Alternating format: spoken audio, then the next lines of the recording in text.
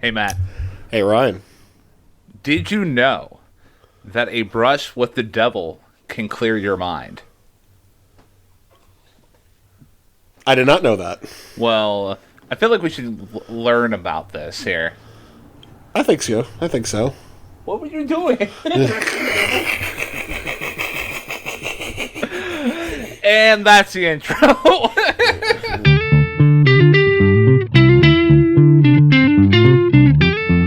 There we go. All right. Welcome back, everybody. This is a podcast called Hey, Listen to This. I am Ryan Kearns. I'm Matt Derzik. And every week, we essentially just, deep dive into an album track by track and give our take on it. And each week there is a album that, is selected by one of us. And for the month of January, Matthew has thrown down the gauntlet. Yes, as any of you who listened to the last episode may have recognized, I put out a challenge to both myself and Ryan for the month of January, because as has been trend of late, I have been picking older albums to review, and Ryan has been picking newer albums to review. So I thought, let's switch it up. I'll pick the newer albums, Ryan picks the older albums. And the album I chose, and this is a bit of a stretch when it comes to newer, but compared to the ones I've been picking, this is 2012. Getting choked up already, man. I know. You get choked up already on the thought of this, so I'll edit that out later. So this year that I've chosen is 2012, and the album I have chosen is one Babel or Babel. What is it? I think it's Babel. Babel. Well, is it the... Yeah, I know it's based on, at least the name's based on the biblical, story. Right. So, but, yeah, I mean, I would say this was an awesome choice by you, man. Not... We'll get into, opinions about it later, but, we're both out of college several years, and honestly, Mumford Sons, they're no longer, the hot slice of cheese that they once were. Right. They're not the hot slice of cheese that they once were. Whatever a hot slice of cheese is. I mean, it could be melted queso or or maybe a fine raclette. Yeah. Anyways, I feel like the last Mumford Sons album came out in 2018, and I'm always vaguely aware of it, but I could never bring myself to actually listen to it. Right. I think it's called Delta, if I'm not mistaken. Yeah, and if I'm not mistaken, that was wasn't that the one where they said they were going to depart from their previous type of sound? Oh no, that album came directly after this one, Wilder Mind. Okay. And I actually dug that album, surprisingly enough. Okay. Yeah. Okay. It might have been oh hey look, they're doing something different. Right. Well, we'll explain why that makes sense later on, but yeah, this album, I mean, to peel back the curtains a little bit or go into the archives, me and Ryan for 4 years, well, not for 4 years, but for, I want to say, 3 semesters up at Geneva, did a show called Music Talk 101 on what was then WGEV.net. And we did a show on Mumford Sons, which, granted, we were in college. We had not really been fully immersed in proper broadcasting yet. So the whole hour was just a glorified mess with punchlines and other commentary alike. But that was back when Mumford Sons was the big deal. Yeah. When they came out with at least their first album, I forget what it's called nowadays. Not that it ever changed, but they were seen as oh, this is amazing music. It felt at least in the pop culture sense a breath of fresh air. Well, I think one of the reasons for that, because I was thinking about this in the context of music as a whole, and then I thought about it in the context of the year it was released. Mm-hmm. Because in the context of music as a whole, this album might not be as standout-ish or as great as some others. But when you consider this was released, I believe, in 2012, that pop music, for the most part, was still very much immersed in the dance club scene, So a lot of songs on the chart were very dance-based. And granted, there were a few contributions from what was then known as the hipster movement, particularly bands like Fleet Foxes or Bon Iver, or things of that nature. Even the stuff from Adele at the time, like Rolling in the Deep, was seen as a very rootsy departure from the stuff on the charts from like LMFAO, Jennifer Lopez, Britney Spears et al. So for that to for music like this to come through the waves, especially for a more austere type of listener, this felt like a breath of fresh air, like you had said. Yeah. So, Ben, you ready to deep dive into the story of Babel? Let's do it. All right. So, the opening track, it's the title track off the album, Babel. Like, you get, if you've not listened to a Mumford and Son before, like, this is a excellent introduction to like what they bring to the table. It is. It really is. It's well, I don't want to say an excellent introduction because I kind of don't like this song. Oh. But, like, in terms of, like, typical, like, the big, like, the sound that they're known for, this is basically it. Like, what they are. It's whether you or not you like it that comes after the fact. Yeah. And to be fair, I listened to this for the first time and I was like, yeah, this is definitely 100% a Mumford & Sons song. Mm-hmm.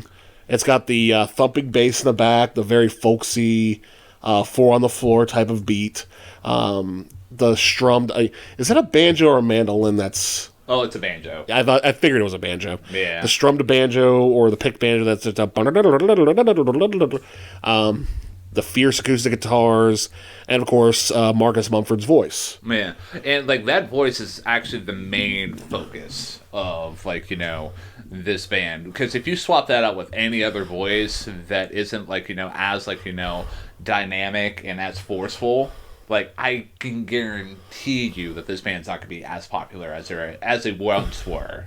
No, absolutely not. I mean, his vocal for this band is very much the right vocal. Again, it matches the rootsy backdrop of the music behind it. Yeah. So, yeah, it definitely fits. Man. And, like, at least for this opening track, like... One critique that I have about it, in terms of, like, talk about, like, the band structure as a whole, like, the instrumentation on it, it's very, like, cut and dry. Like, when they're doing the verses, like, it seems almost, like, basic. Like, hey, do you want to listen to some folk music?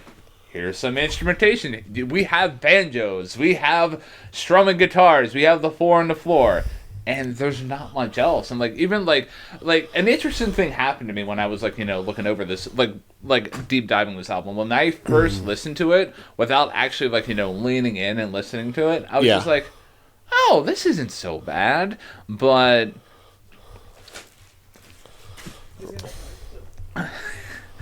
this isn't... Well... Take two here, Matt. This is where you're gonna edit this out. Okay. So, like, an interesting thing happened to me when I was, like, reviewing this album. I did a very purposeful thing where I just listened to it while I was just doing random crap for the first time. And when I did that, I was just like, oh, this actually isn't that bad. Like, maybe I was a little hard on Mumford and his Sons, but... Like, an interesting thing happened when I leaned in, and I discovered that while there are a couple songs on here that can show what the band can do if they really focus in and, like, craft, like, really great songs, like, they really do pop very nicely. Yeah. But when they rely on this formula that it can be found in, like, Babel, and I'm gonna tell you now, I Will Wait is my least favorite song off this album. I know, hot take, spicy. Interesting. But, like, the instrumentation is basically very formulaic, and the song structure, I just don't get. Like, because, you have the verse, but that's not the rhythm at all. But, like, for those of you who've heard the song, you know what I'm talking about. Yeah. And then, it's just like... And then all of a sudden, it's just going to drop and be like, oh, we're gonna be so sincere, and we're gonna press our nose up against the glass. And it, like, I hate to compare the two, but it almost feels like I'm listening to Jesus. Like, Really? yeah, because, like, the transition is not earned. It's out of nowhere, and it doesn't make any sense. And, I mean, I can go on about the lyrics, but Yeah. I'm going to let you respond to my Jesus comparison there. I understand the basic concept of what you're going for. Mm-hmm. I wouldn't quite say it's that drastic, and I would say too that for the most part the transitions on this album, spare a couple, are more or less more pleasant than Jesus. I mean, I think I was more just trying to say, like, it seems like a whiplash. Like, you like, it feels like you're driving down the road on the interstate, then, like, some idiot in front of you just slams on the brakes, and you're like, oh, hold on, okay. I get that. I get that. I will say that musically and sonically, I think the transitions are a little smoother than Jesus, but I will say that the general idea of it being relatively meaningless or just for show does warrant that comparison. I will give you that. Mm-hmm. And also the lyrical depth, you brought that up. There really isn't any on this album at all. Yeah, like I'm trying to listen to the lyrics. And to me, and I apologize to Mumford & Sons for this, because we had just come off of reviewing back-to-back, or rather back-to-back-to-back, Punisher, Blue, and Turn Out the Lights, all of which have significantly higher lyrical depth, whatever, than this album. And to me, it just feels like, even though a lot of the lyrics are very rootsy and have some sort of an imagery to them, they feel like more like platitudes than anything else, Like, so earlier in the day, like, I was talking to my wife about this band, and I'm like, I was trying to formulate some thoughts and opinions about, like, why I don't like this band, because I don't want to be like that short-minded, narrow-headed dude in college be like, oh, like, Fleet Foxes is better because of the harmonies. Like, I want to actually formulate an articulate opinion, because, I mean, we're putting this on air, and yeah, I know, like, I understand. Like, I want people to actually respect the opinions that we have, but, like, so, I mean, I'll go into the first verse, but the reason why I brought up the conversation with my wife, and this might ring a bell in your head, like, the lyrics that this band presents, it's like the equivalent of hanging up a sign in your kitchen saying live, laugh, love. Yeah. Yeah. I would say that's pretty accurate. Maybe a step above that, just by maybe a hair above live, laugh, love. Yeah. But you're right. It's the same sentiment. It's very, it's there. Yeah. It's there. So talk about Babel specifically, and this is the only set of lyrics that I'm gonna point out, like, how, like, this just seems like to be a lyrical mess. And, like, somebody could be like, well, hey, Ryan, like, the story of the Tower of Babel is, like, everybody got confused. They don't know what they were saying. I'm like, okay, but, like, it's, like, still, like, there's a way that you construct this and, like, make it a little bit more appealing. So, like, the opening lyrics go, because I know that time has numbered my days, and I'll go along with everything you say. So that's basically saying, like, yeah, hey, I'm going to die, whatever. But the next set of lyrics in the same verse is, but I'll ride home laughing, look at me now. The walls of my town, they come crumbling down. So it's just like, so you're basically ignoring the first set of lyrics that you talked about. And then the next set is, in my ears, hear the call of my unborn sons, and I know the choices color all that I've done. So you go from accepting death to just saying, let it burn, like, oh, I'm just gonna, I'm laughing and I'm gonna be a rebel. And then next you're gonna talk about, like, your future sons and, like, the choices that you're focusing on in the future. Mm. And then, like, and it ends with, but I'll explain it all to the Watchman song that I never lived a year better spent in love. So you're talking about, like, hey, you're gonna explain to Jesus when you see him that you never spent a year better spent in love. Like, what is this verse, man? Listen, a couple things to piggyback off what you said.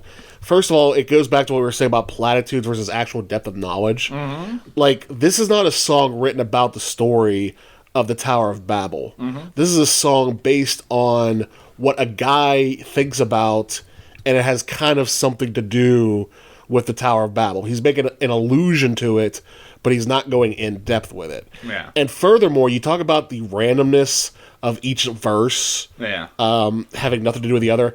Songs like this piss me off because there's two particular songs from the 70s that jumped into my mind, two of my least favorite songs ever, when you talked about this.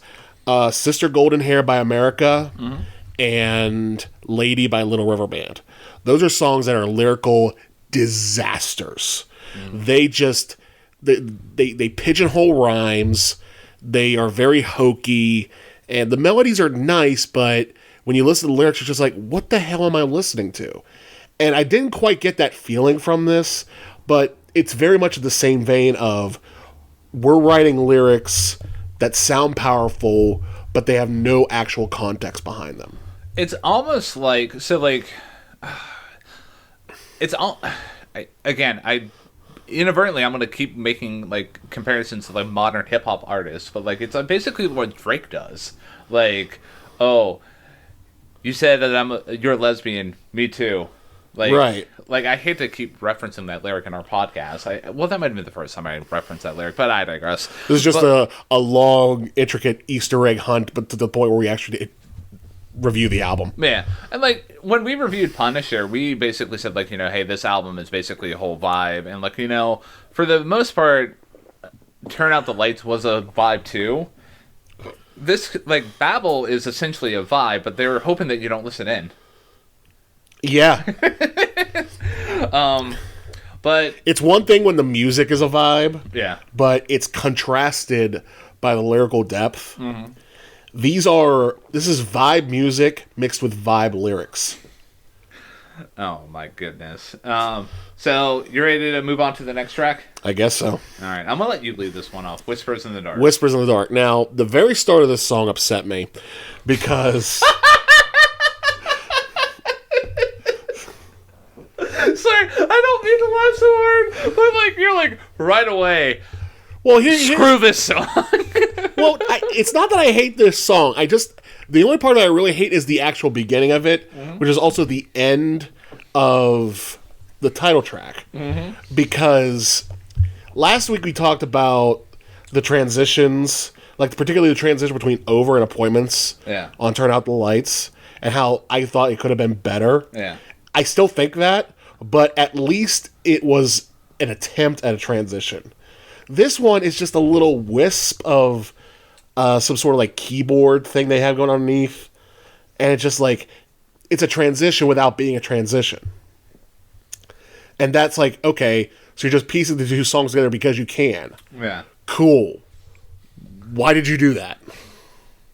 I'll give you your I'll give you your flowers on that. I actually did not pick up that transition flub there. Like, I never actually tried to... I never considered that they would try to transition between the opening track and the next track. Yeah, like... But it just... I don't know. It didn't bother me so much, but at the same time, it's just like... Why? Why? You're just transitioning this, like, one little wisp of a chord. People are like, oh, it's like a continuous thing. And do these songs have anything to do with each other? I couldn't tell you. Like, exactly. Like, because I feel like Whispers in the Dark, at least what I was able to, like, deep dive on a lyrical end, it's basically about a man. I don't know if he's conversating with himself or like another fellow man about battling with his faith. And like, I don't even know what Babel was about, to be honest with you. Right. Babel was just like, hey, yeah, we're here. Yeah, look at us, we can play the banjo. And is that, yeah. Anyways, so I will say, though, comparatively to Babel, Whispers in the Dark, I like it a little bit. I do like it a little bit. Like, it's a bit of a change up, and it builds quite nicely. it's a little bit of a slow burn of a track. And the lyric that I referenced at the beginning of the episode, but a brush with the devil can clear your mind, I kind of like that lyric, man. Hey, it's not a bad song. I mean, I personally don't think there's any, like, real bad songs on this album. Nothing that makes me want to be like, oh, I have to turn this off right now. I would disagree with that, but, you know. Okay. We're coming right up on that one, and I would agree. But to me, this just kind of felt like I mean, I know these tracks don't have anything to do with each other, but sonically, I mean, I think they changed the beat from, like, this sort of the shuffle of the opening track to more of a 4/4 on this one. Yeah. And that's really the only thing I picked up. I mean, the rest of it just kind of sounds like... And here's the thing. Like, Marcus Mumford's voice to me sounds right for this band, but there's nothing about it that like, there was not a point where, like with Julian Baker or with Joni Mitchell, or even on a couple occasions with Neil Young, where I'm thinking, okay, I understand the true passion that's coming out here. Yeah. You know, I hear what he's saying and I feel it in my soul. I never felt that once during this album. There is, we'll get to it, like, there's one track later on where I feel like, you know, he at least puts, like, you know, a little bit of, like, edge. And yeah, I'll admit that. I mean, this is... Oh, with one particular song. Right. I think he sings well. It just, again, it feels like it lacks a purpose other than to make music, to create these songs for the sake of creating these songs, which is fine, but when you present them with this platitude, this air of superiority from a mystical, religious type of thing, it's slightly off-putting. I can get to it. I can get behind that, man. Doing a couple more notes on this so we can wrap it up and get to the biggest song off the album. The biggest piece of meat on the bone. I will say, like, I love how I do appreciate / love how the band does play with the dynamics, building it up from the verses, and it goes up to the chorus, and then it drops back down. Like, when I was critiquing the band on Babel, where they just did that abrupt change up. Yeah. Like, this is them actually showing that they can do a change up and actually it be, like, you know, decent. It feels like everything is more or less in the place where it should be. Yeah, and it's actually earned. Like, there's actually thought behind it. So, I can respect that, and I agree on that. All right. So, we are moving on to the big one. The big one. The biggest piece of dookie on this album, in my opinion. Take it away, my friend. I know, like, you know, this specific song was so huge, and then, like, it won a Grammy, right? I think so. Well, I know this album won Album of the Year. Yes, it did. But, like, the more I thought about it, the more I realized I kind of just hate it. Like... So for a lot of my lyrical analysis, like, I rely heavily on Genius.com for it. And whenever they, like, the notation for Babel was, like, at least the title track was just like, yeah, man, this band feels like they're playing right in your living room. It's so loud. It kind of reminds me, like, especially in this song here, that... Okay, I'm going to get into a little bit more structure and, like, you know, more meat on my bone comparatively, but, like, have you ever watched SpongeBob SquarePants? I have. You ever see the episode where they are the marching band? Yes. And they're like, maybe if we play so loud, nobody will notice anything. Yeah. That's what I feel like this band is. Like, especially on this album, like this specific track here, because you think about it,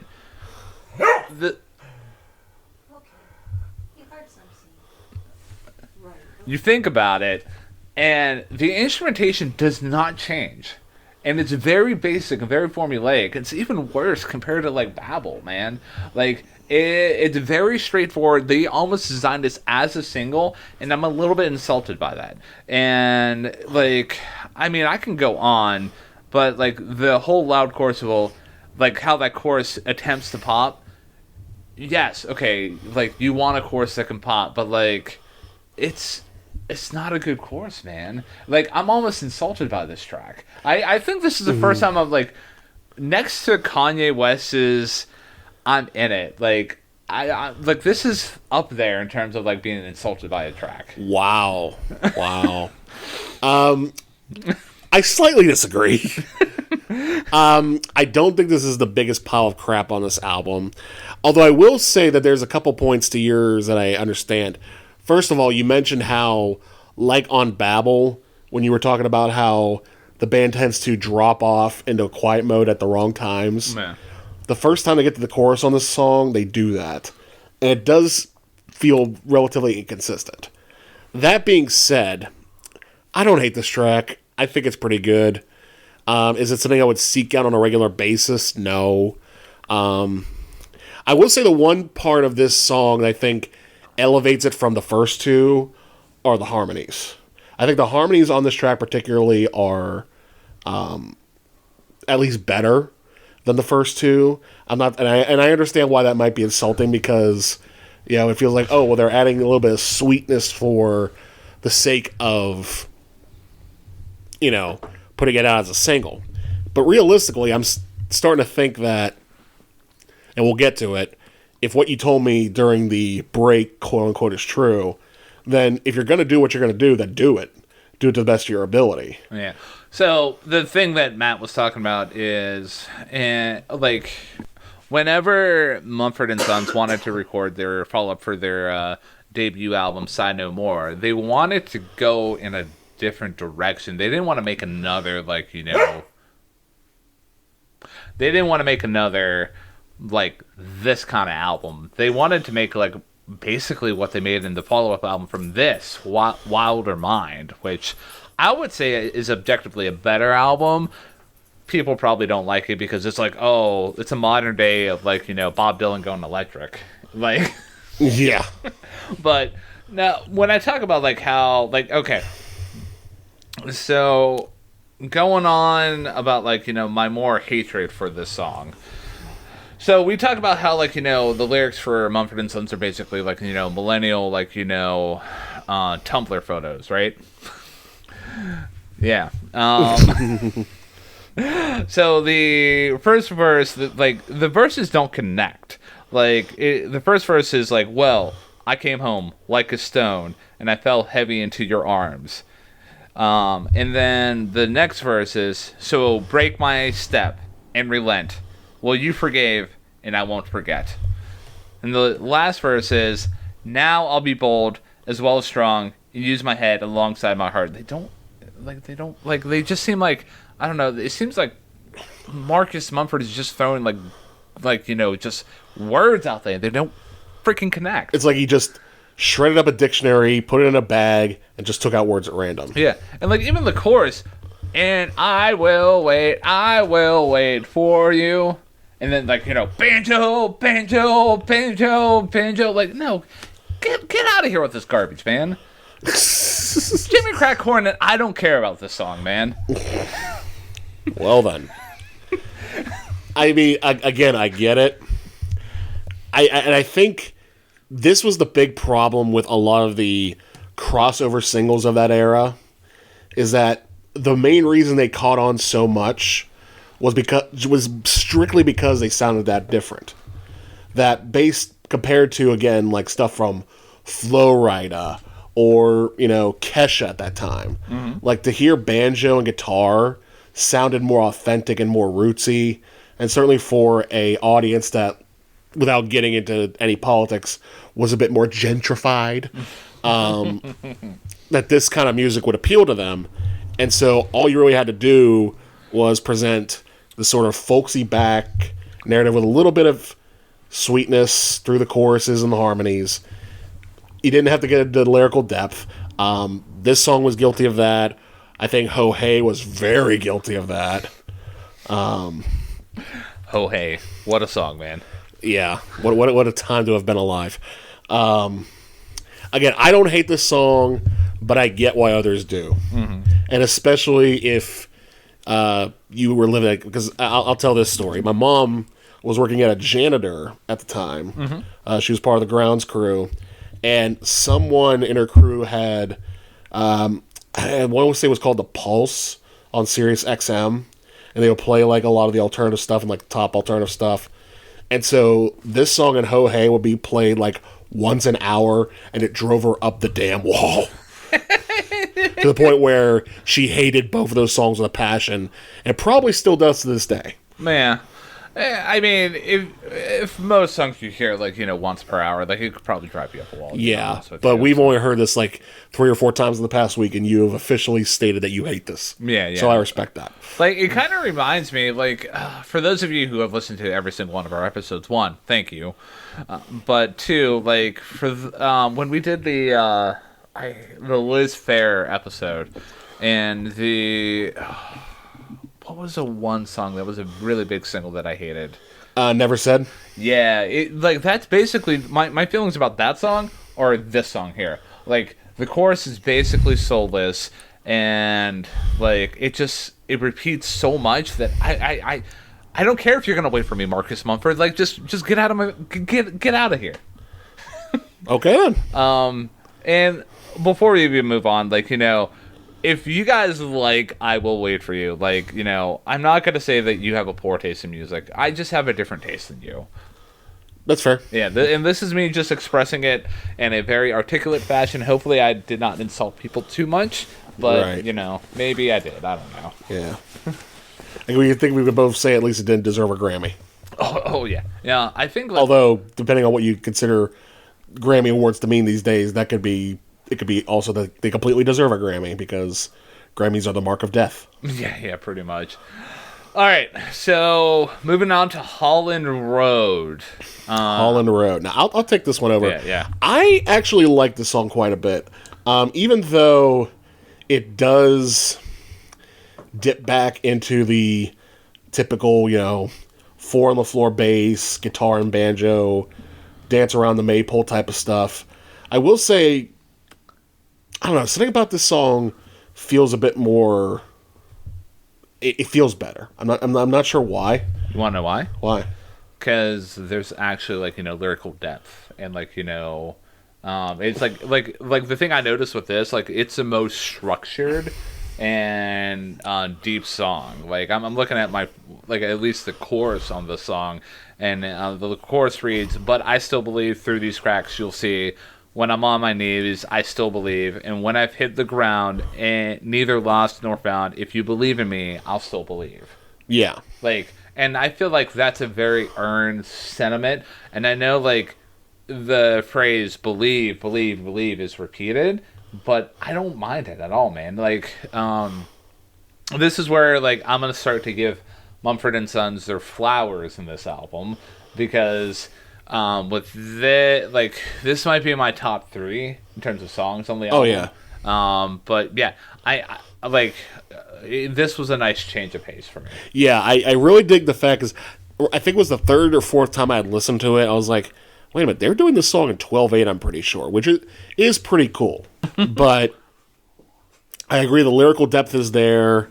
I agree that the passion does feel a little bit more... It doesn't feel as contrived. Yeah. This time around. It feels more legitimate. And that's really all I have to say about this song. It just sounds better. Yeah.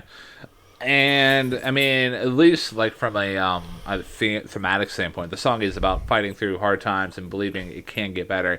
And it's almost like, this is where I feel like Marcus... draws inspiration not from, like, religion and, like, faith in terms of, like, his lyrical themes, but more of, like, relationship based and love. Yeah.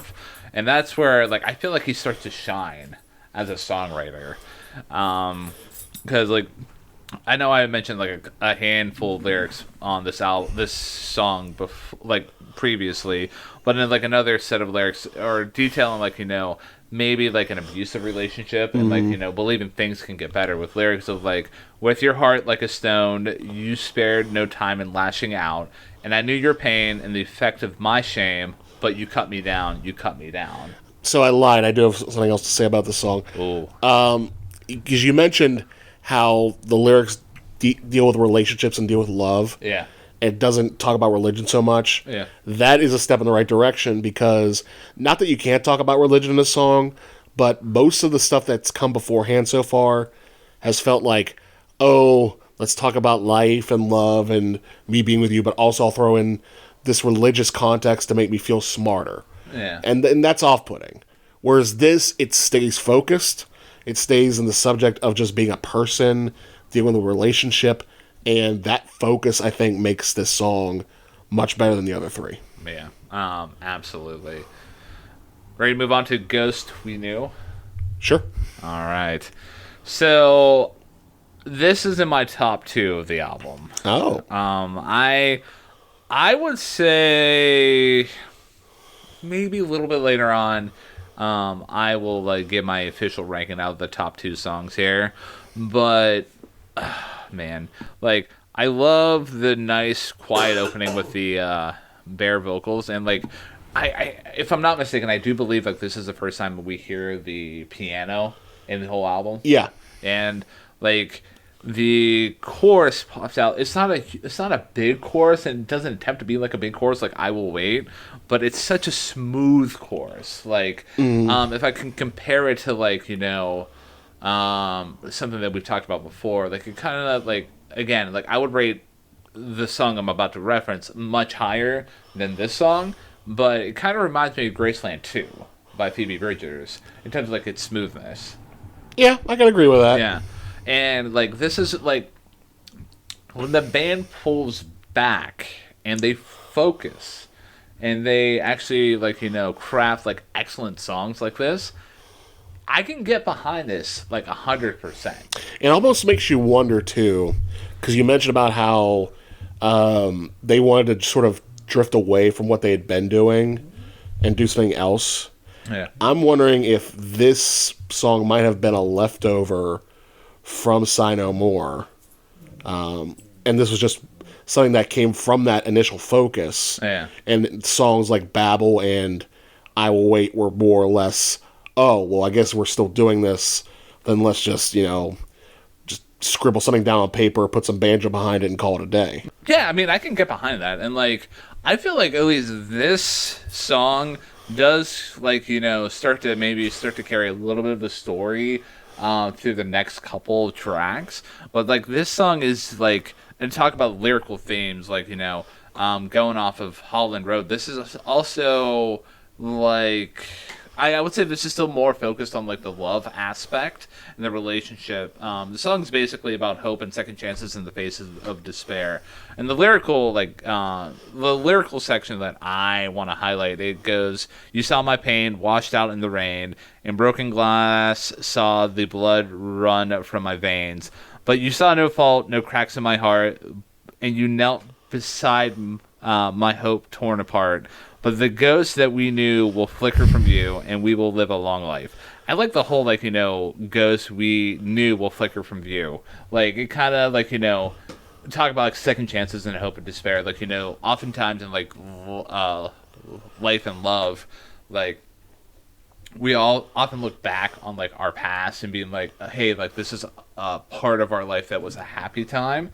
And it's almost that part of us is dead, and we just look back and almost it's like a ghost.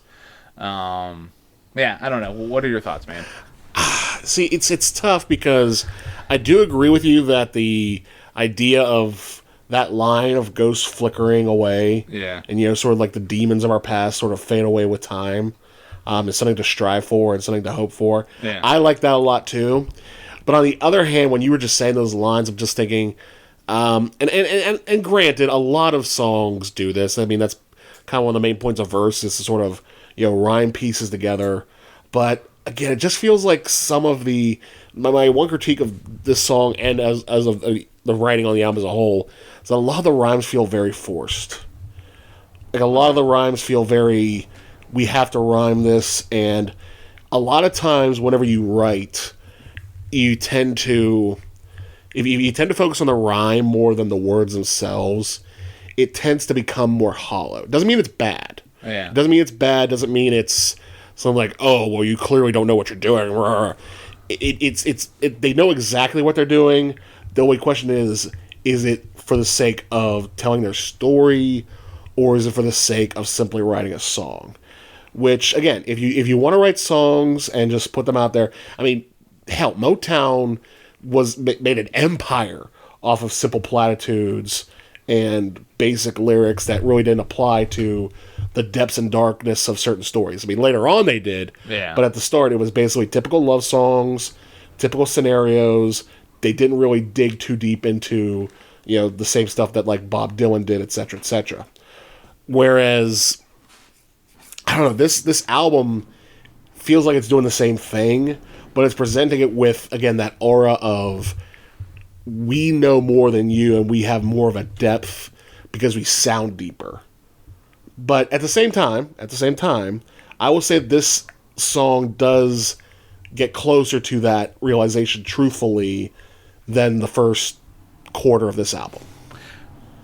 Okay, fair enough. I would say maybe with this song here, I'm just trying to highlight the objectively, probably it's going to be my favorite track off the album. Right. I'm curious to hear what your favorite track is. Okay. And you're probably like, there are no favorite tracks at this rate. But yeah, I don't know, man. Like, I get what you're saying. Maybe I was trying to latch on, and I'm not trying to let your opinion influence mine so much. Would I actually maybe see Ghosts We Knew out back again? Possibly, but do I see myself hitting play on this album as a whole again? Oh, no. The negative. No. But you have anything else to say about Ghosts We Knew before we go into Lover of the Light? I think this song's okay. The lyrical things, like you mentioned, are strong in certain places, not so much in others. I just think it's a solid track. Okay. So.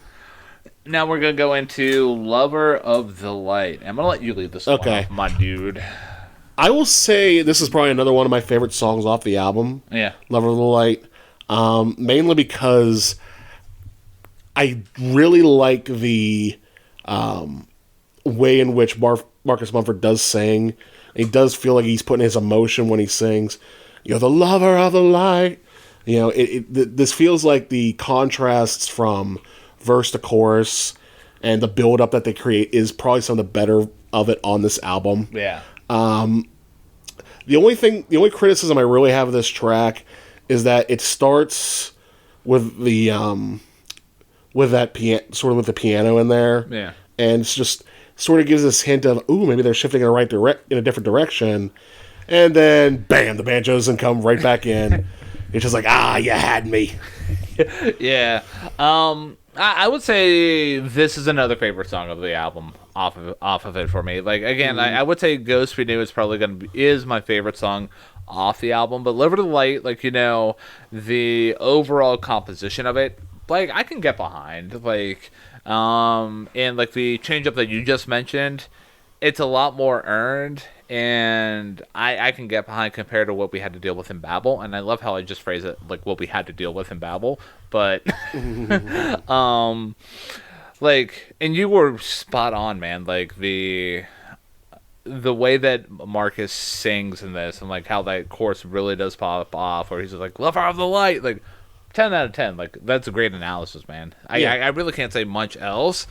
Other than I love one critique I have about this band and the album as a whole. Sometimes we get the same kind of instrumentation where it's just a banjo doing that riff, and it just becomes completely distracting, in my opinion. Maybe I just hate banjos, man.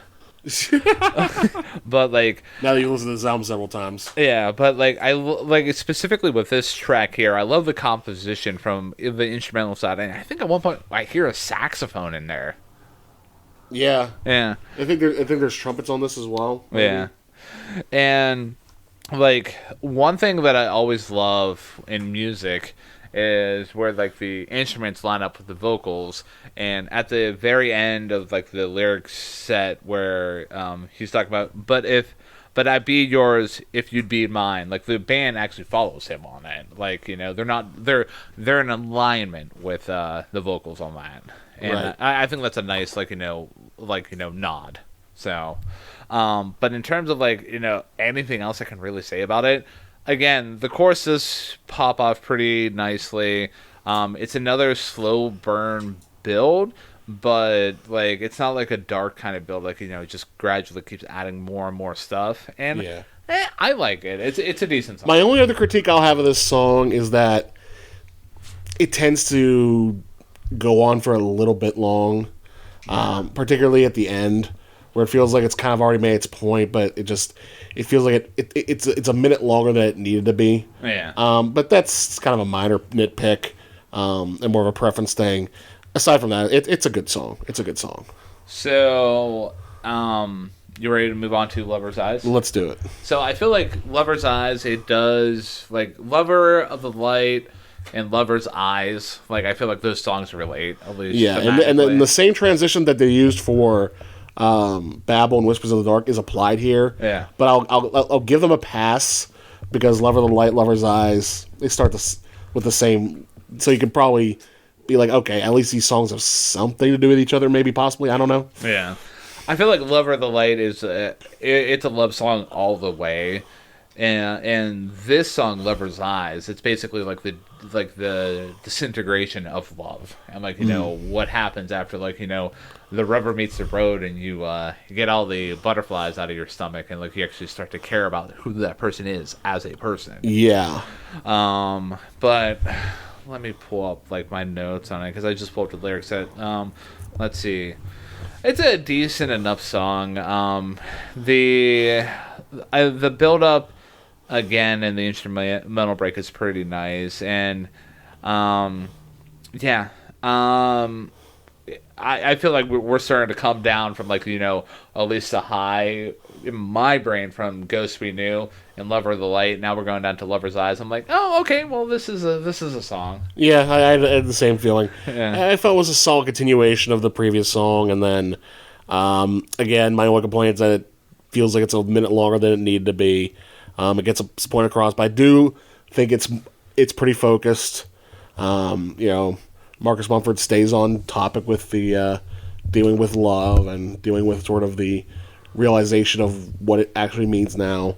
Yeah. And I do appreciate the fact that when compared to the strong feelings of wanting to be in love on Lover of the Light, yeah, how the vocals on here are a bit more hushed.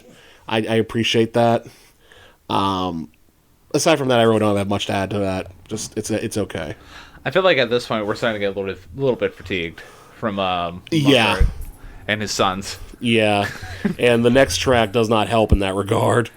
The next track. So you just ready to go into it? Let's go. So I feel like Reminder. It's basically an interlude between what we just had, what we dealt with, which I would even maybe, if I thought hard enough, Ghost We Knew, Lover of the Light, and Lover's Eyes. That's a nice trilogy series.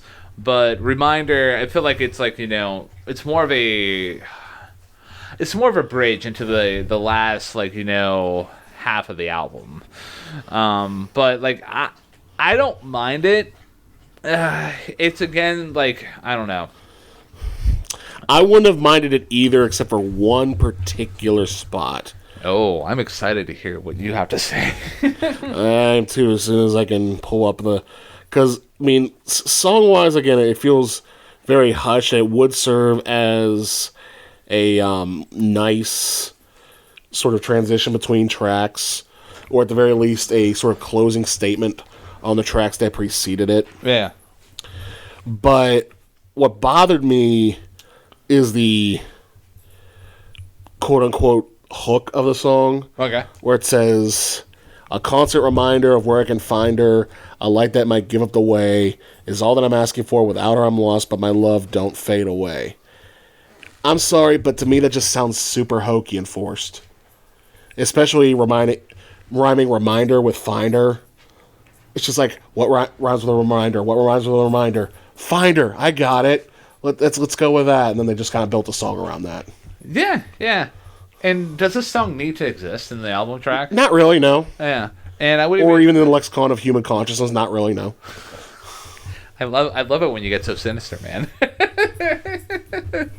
I do that sometimes. Yeah. Well, like, yeah, I would say, like, you know, if you cut out this Go from Lover's Eyes to Hopeless Wanderer, like, I feel like it does not need to exist at all. No. So, ready to go into Hopeless Wanderer? Yes. All right. So, did you ever see the music video for this? I have not. Okay. For those of you who have not seen the music video for it, it features famous actors like Ed Helms. I forget. Apparently not very famous actors. I was about to say, if Ed Helms is your leading guy, no offense to Ed Helms, but if he's your leading guy, if he's the biggest star you have in the video, I don't think it's necessarily it's a mad, mad world out there. Let me take a look here, but I'm going to let Matt riff on this a little bit while I check myself. All right, well, while he looks up the music video, I will talk about the song itself, which I would say is very easily in my top 3 of this album for sure. It is, again, I think it's just the fact that the song does do a little bit of changing up from the previous songs. Yeah. How it shifts from the sort of hushed but very passionate verses to the chorus, which just goes a completely different direction. Yeah. I like that a lot, and I think, again, Mumford singing, which isn't always a strength on this album, is very much a strength here. So, while you were doing that, I was able to look up the cast of this music video. It has, like I mentioned, Ed Helms, but Jason Bateman, Will Forte, and Jason Sudeikis. Ah, okay. So, a very 2009 or 2012 line if I ever heard it. Yeah. And apparently, fun fact, the video's director, Sam Jones, actually did the music video for I Am Trying to Break Your Heart. So bringing everything full circle here. Oh, yeah. There you go. In our music podcast verse here that we've created. But let's see. So I love the beginning and like the whole piano like underlayment, and like I love it's definitely a good change up. This song, I would say the only thing that holds the song back from really popping for me is the godforsaken banjo. Like it's like take out the banjo track from it, especially at the end where he's just like whatever that riff is, like at the very end, like it actually is a really good song. Like it's, if the banjo player wasn't going full Leroy Jenkins on this track, it would probably easily make my top 3. Have you ever watched a TV show? No.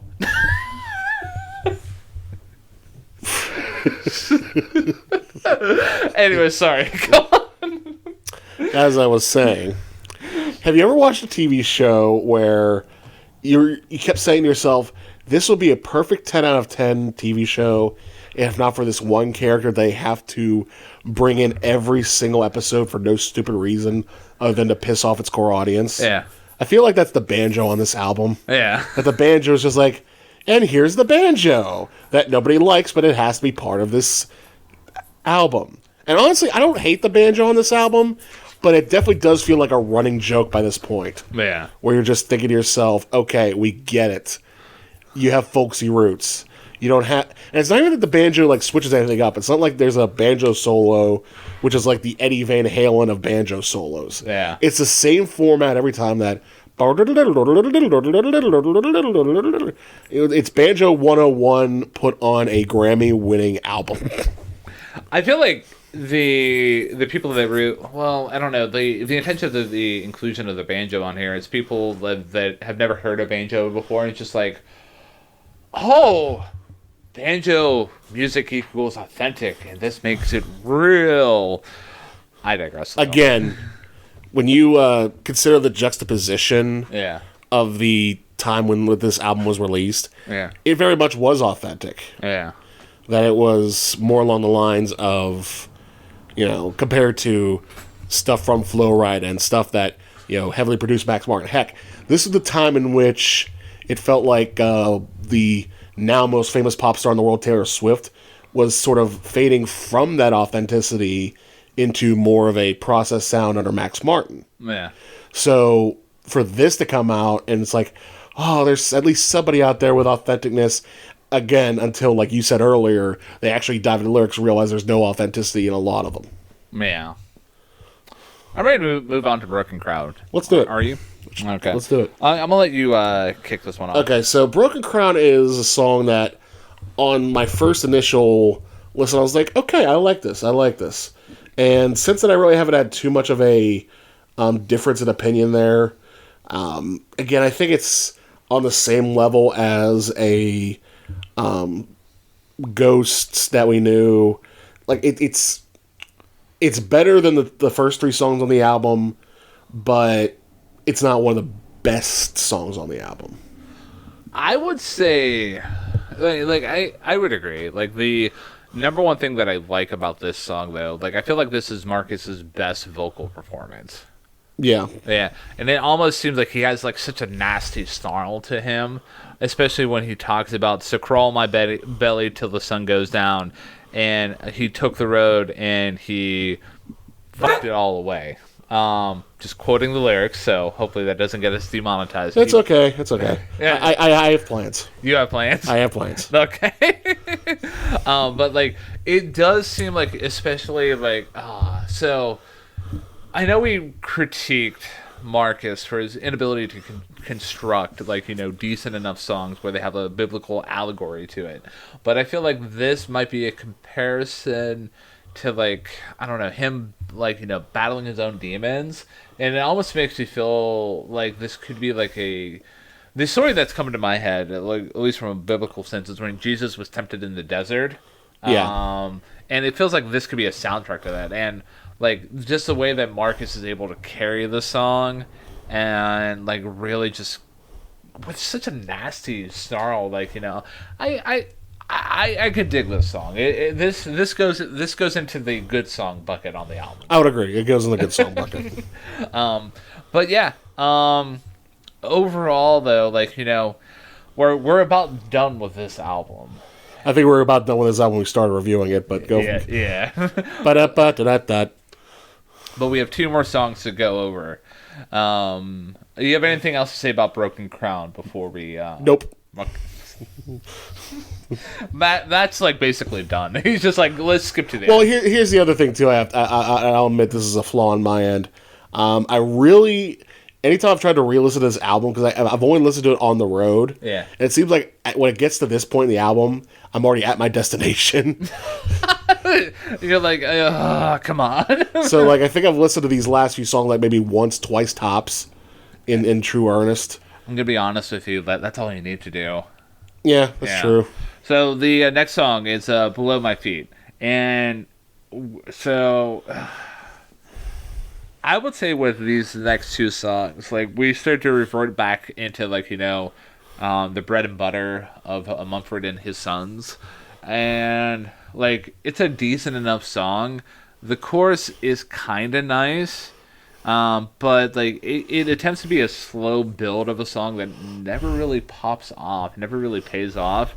And the song basically ends with the chorus being repeated, but just with different instrumentations, like, changing up. And I don't know, like, I'm very lukewarm to this song here. What about you, man? Yeah, I was relatively lukewarm to it too. And looking at the lyrics now, it definitely feels better than Babel or I Will Wait in that regard, but it definitely does feel like it's more platitudes than depth. Yeah. Referencing Jesus and wrapping my flesh in ivy. And that, it's sort of, it makes the mistake or the decision, I guess, whether you think it's a mistake is your opinion, obviously, but it makes the decision to reference Jesus and biblical themes in dealing with the same issues that he's been dealing with all album, which is being in a relationship and living a life that seems to have come with such stress, Yeah. So, I don't know. It feels a little less focused than some of the tracks that came before, but it's not the least focused track on this album, so it exists. It's a track. Oh, yeah. I'm ready to finish off this album with Not Any Haste. Agreed. Yeah. Agreed. So the next track is called Not With Haste, and in terms of a dull fart to go out with this album, like, this is pretty much a dull fart. Yeah. So, like, for the last couple of tracks on this album, like, my notes that I have for it, it begins with, feels like we've been here before. Feels like we've been here before. And that was the critique I had off of the Liz Phair album, where, like, a lot of the tracks felt like the same. Mm-hmm. But, like, if you go for the same kind of feel, like, I don't necessarily mind it, as evident with, like, even, like, the last couple albums that we reviewed, like Phoebe Bridgers, Joni Mitchell, and Julian Baker, especially Julian Baker. Like, that whole album was just like, I'm so devastatingly sad, and let me tell you about it, and let me rip your heart out. This is basically, like, you know, again, referencing a spot that I mentioned earlier, the musical and the lyrical equivalent of, like, doing live, laugh, love. Yeah. But, like, in fact, you know what I would say this album is? What? To bounce off that, it's live, laugh, love, except there's a question mark after every word. Oh my! I'm very curious to hear what you're gonna rate this, but, like, just the I really don't have much else to say about Not With Haste. Like, a whole lot of nothing happens during the song and just kind of dies out. Yeah. The fact that it's been a few days since I've listened to this song and I don't remember anything about it is pretty much all I need to really accentuate about this. I mean, it's another Mumford song. All right, so we did it, man. We did it. We made it through Babel.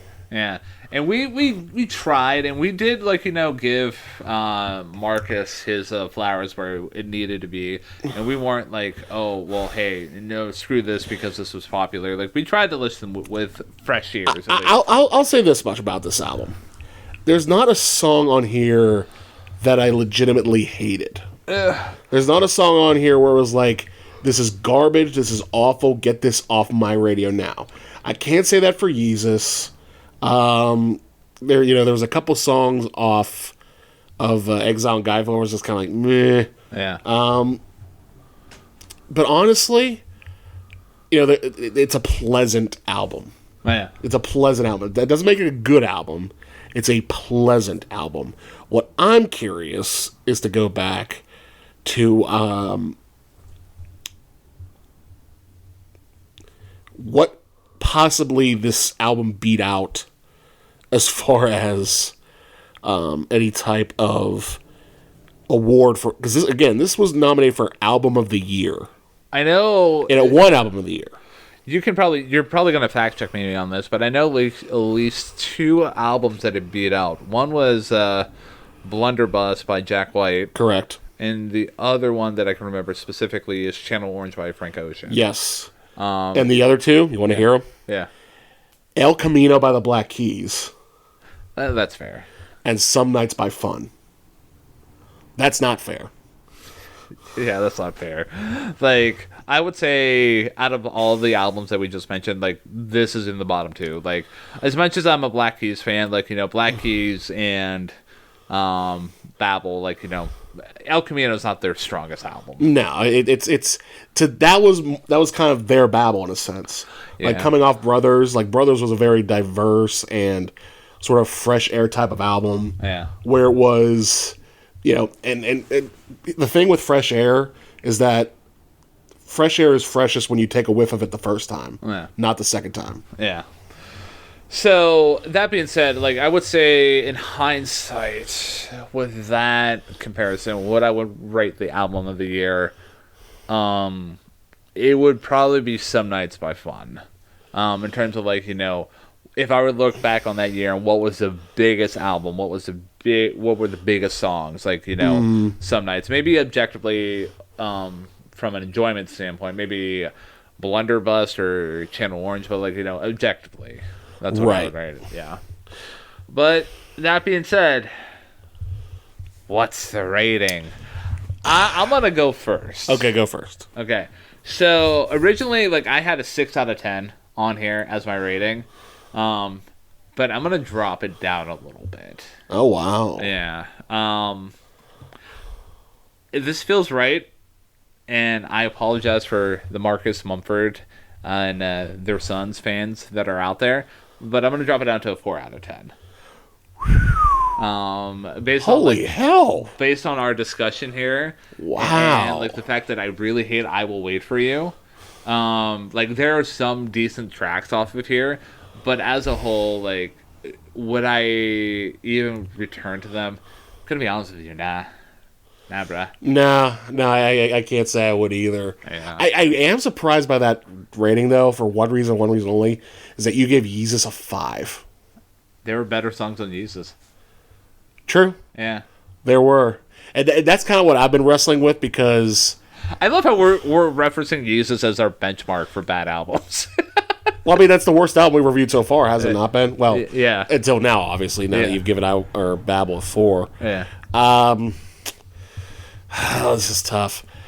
I am going to give this a 6.5. 6.5. Because realistically, I can't... Like, if I were to put this album on the background, I wouldn't be, like, frustrated or offended by it. Because, again, I don't think there's a objectively bad song on this album. Yeah. But there's not a song that's a standout, like, yes, give this all to me song. Yeah. Like, I Will Wait's not the song. Even the best songs on here, like Lover of the Light and Holland Road, I'll probably have them on my USB drive in my car for a couple weeks. And then I'll probably say, all right, I'm done. Yeah.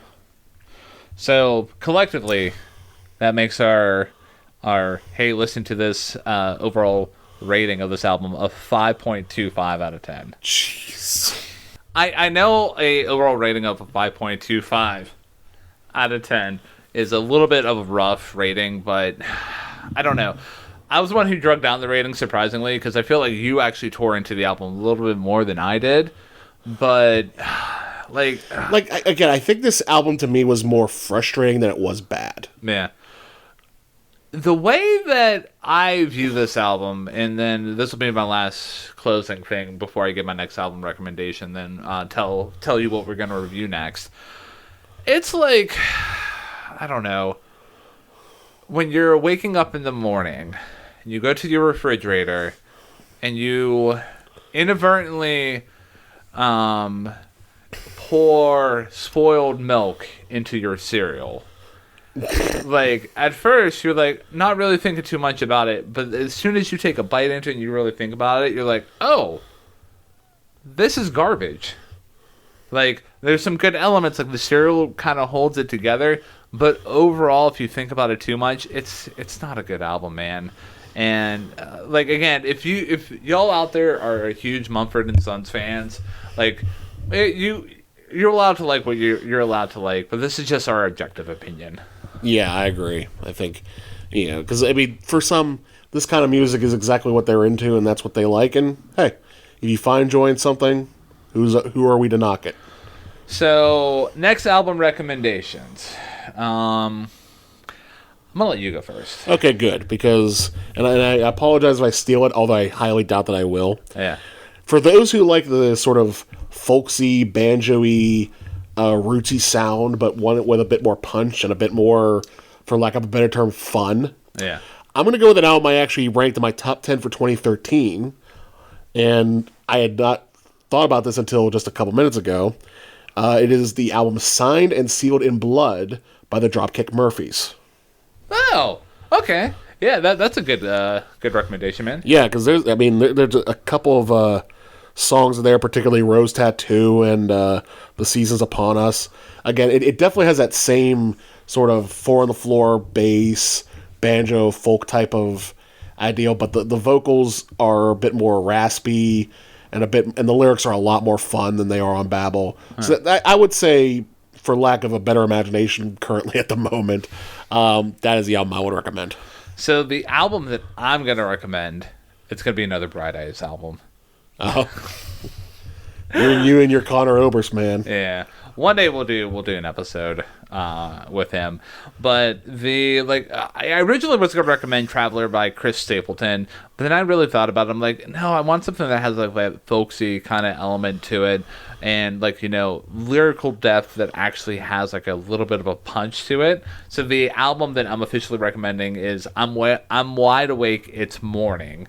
Connor Oberst's like, you know, biggest album. It's 2005, and like, you know, it does show like different lyrical depths and different themes and like really great songwriting. But if you guys officially love Babel and you're like, I want more Mumford Sons, just go back to Sigh No More. That's basically what you'll get more out of this. But that being said, you have anything else? Are you? Let me rephrase this. Are you ready to hear what we're going to review next? I absolutely am, because, again, I put the challenge on you to pick an album before the year 2000. Yeah. As part of your going into the older albums category. Let's see what you got. So, for our next episode, we're going to tackle another maybe culty kind of band, The Smiths. Ooh. And we're going to review The Queen Is Dead. I like it. I like it. All right. So, do you have anything else to say about Mumford and his Sons and his Babel? No. I think we've pretty much said what we need to say. So, that being said, if you made it to this part of the episode, thank you for listening to another episode of Hey, Listen to This. If you like what you heard and want to support the show, easiest way you can do that is share it with a friend. Rate this podcast the highest rating that you can on your podcasting platform of choice.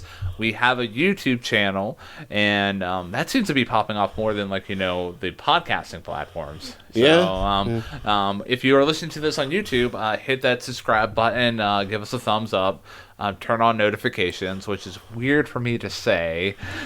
Yeah.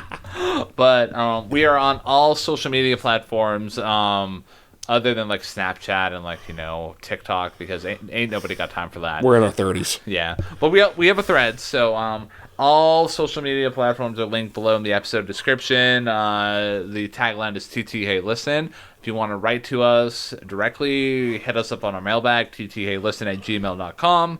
But for the last time in this episode, I am Ryan Kearns. I'm Matt Durzik, and Happy New Year, y'all.